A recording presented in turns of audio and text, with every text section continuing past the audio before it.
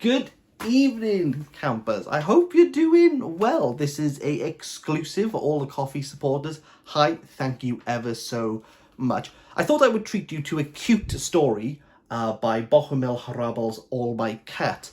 And then I read it, and despite there being even a cute cat on the cover, and it is I suppose, a autobiographical piece where Hrabal did buy a weekend cottage, that cute cats come and visit him and make themselves a home, and he has affection towards them. After 10 pages, this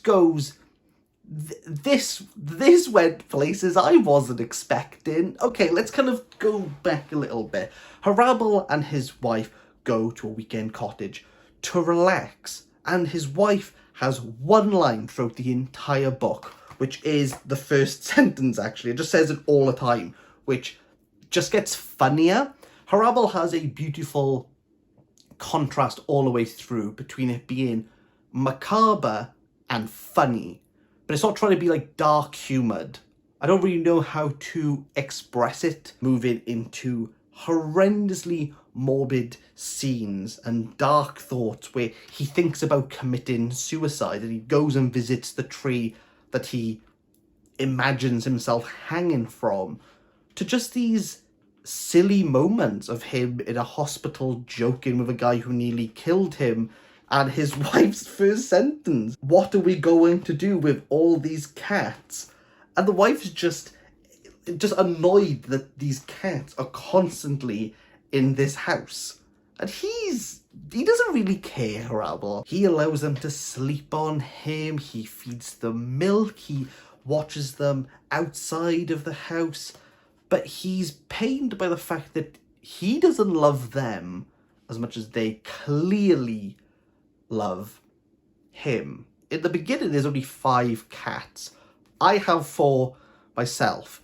Squint, Pud, Pickle, Basil. 4 lazy cats isn't that much to deal with. I couldn't imagine another one being like the worst torment in the world. But his wife says, like, you gotta start getting rid of the cats. Like, the cats just can't be in our house. They just can't. And one of the cats gets pregnant and has the litter. Now, there's more cats, and the wife keeps saying, what are we going to do with all these cats? We're gonna go into some dark places here. Buckle up, people. Hrabal takes the cats, puts them...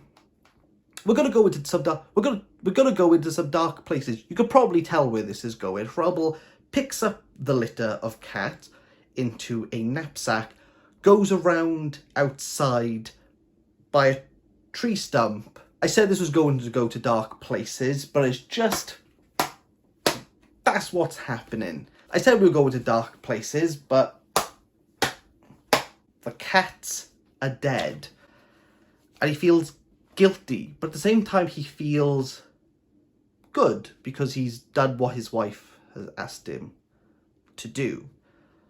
And there's fewer cats, but the cats keep getting pregnant, and he has to keep...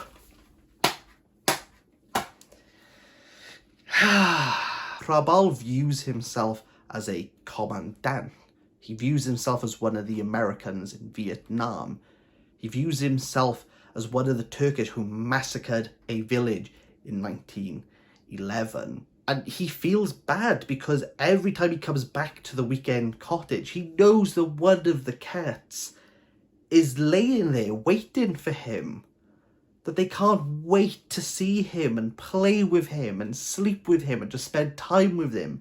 They just have infinite love. And yet he is still needing to kill the cats. Not only is Hrabal dealing with his wife putting pressure on him to get rid of the cats, but his next door neighbour has birds.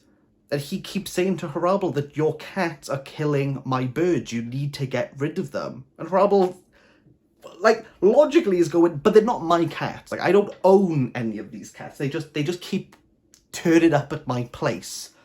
And the neighbour's going, yeah, but they're your issue.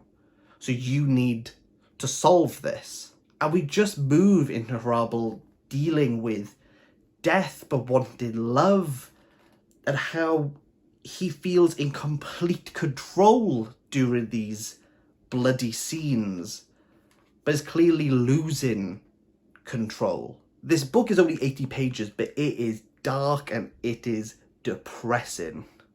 But I can see why Milan Kundera and Philip Roth have praised Hrabal as being one of the greatest European writers. This is the first Czech author I've ever read, and I actually have one of his other books ready to read, Closely Observed Trained, which I believe was his first work.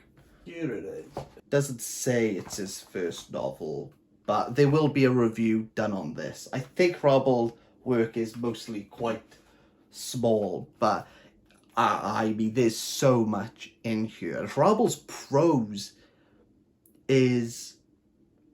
It comes across like you're listening to a really good story. There's no jargon, there's no fancy writing.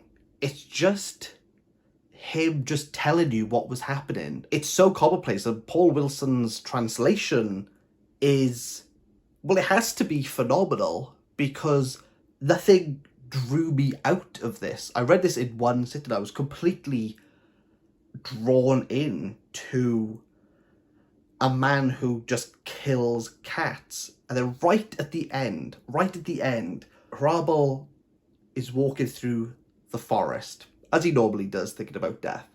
And he sees a swan that is caught in the blizzard. And he tries to go out and save the swan.